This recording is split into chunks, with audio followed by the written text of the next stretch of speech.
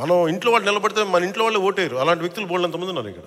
Convince చేయలేం, ఒక లక్షల మందిని కల్పించి కన్విన్స్ చేయలేం మీరు నాకు ఓటేయండి అని. ఒక విషయం మీద ఆర్గ్యుమెంట్ చెప్పాలి. ఇది ఎందుకు రైటు, ఇది ఎందుకు సరైంది, ఇది ఎందుకు సరైంది కాదని చాలా స్పష్టంగా చెప్పగలిగేంత ఎబిలిటీ ఉండాలి. Convincing ability, debate ability, negotiating ability. నేను దశాబ్దం పాటు నలిగి అవమానాలు పడి పిచ్చి పిచ్చిగా మాట్లాడుతున్నా అన్నీ దేనికి భరిస్తాం? ఇవన్నీ ప్రజలు బాగుండాలి మనకి. ఒకసారి ఒక ఎమోషనల్ గుడ్డిగా నమ్మేస్తాం మనం అందరం. అవన్నీ మారాలి. ఇవన్నీ మనకున్న ఇండివిజువల్గా వెళ్తే ఏం జరిగి ఉండేదంటే ఖచ్చితంగా మనం కొన్ని సీట్లు సాధిస్తాం, అనుమానం లేదు దాంట్లో. ప్రభుత్వంలోకి అడుగు పెడతాం లేదు నాకు తెలియదు.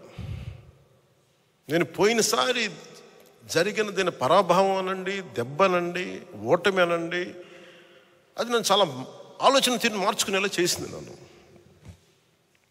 పోనీ జగన్ అనే వ్యక్తి కూడా తెలుగుదేశాన్నే టార్గెట్ చేసి మనల్ని వదిలేస్తే మేబీ ఒంటరిగా పోటీ చేసేవాడిని ఏమో. జగన్ తాలూకు చాలా కీలకమైన లక్షణం ఏంటంటే ఎవరిని స్పేర్ చేయడం. అతను సొంత చెల్లినే స్పేర్ చేయని వాడు మనల్ని ఎలా స్పేర్ చేస్తాడు?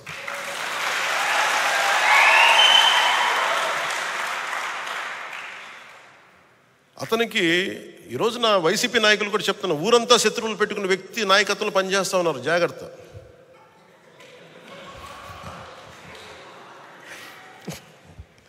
లేదు, ఊరంతా శత్రువులు అతనికి, జాగ్రత్త. మీరు అతని కింద నడుస్తూ ఉన్నారు, మీరు ఆయనకి నాయకత్వం కింద. రేపొద్దున మీ కష్టాలు వస్తే మళ్ళీ పవన్ కళ్యాణ్ దగ్గరికి రావాలి, గుర్తుపెట్టుకోండి.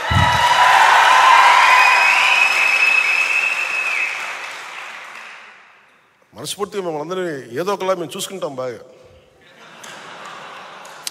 ఎందుకన్నా చాలా పెద్ద మనసు. ఎందుకు పెద్ద మనసు అంటే కక్ష కారుణ్యాలతోటి కక్షపూరితంగా ఉంటే సమాజం విచ్ఛిన్నం అయిపోతుంది. మొన్న అడుగుతూ ఉన్నారు, మీరు అలా చేశారు, ఇలా చేశారు, వాళ్ళు తిట్టారు, ఇలా తిట్టారంటే నన్ను తిట్టింది ఎవరయ్యా అని అడిగారు. నన్ను వీధి కుక్క అని తిట్టిన వాళ్ళు కూడా ఉన్నారు. నన్ను అవి ఎందుకు భరించి ముందుకెళ్తాం? నన్ను పచ్చిబూతులు తిట్టిన వాళ్ళు క్షమించడం అనేది మానవ ధర్మం కదా అంటారు. ఉన్నత స్థాయి వ్యక్తిత్వంలో ఎవడైనా సరే క్షమించడం అనేది చాలా గొప్ప గుణం. అది నేను నేర్చుకున్నాను. ఎవరి దగ్గర నుంచి నేర్చుకోవాలో? నెల్సన్ మండేలా దగ్గర నుంచి నేర్చుకున్నాను. చాలాసార్లు మీరు తిట్టిన వాళ్ళతో మాట్లాడతారు, గౌరవిస్తారు, నమస్కారాలు పెడతారంటే నేను ఒకటే చెప్పాను, నెల్సన్ మండేలాని శ్వేత జాతీయులు 2 దశాబ్దాల పాటు జైల్లో పెట్టి, రాబిన్ ఐలాండ్లో జైల్లో పెట్టి, చిన్నపాటి సెల్లో పెడితే అతను విప్లవకారుడు. ఒకప్పుడు జైల్లోకి వెళ్ళిపోయి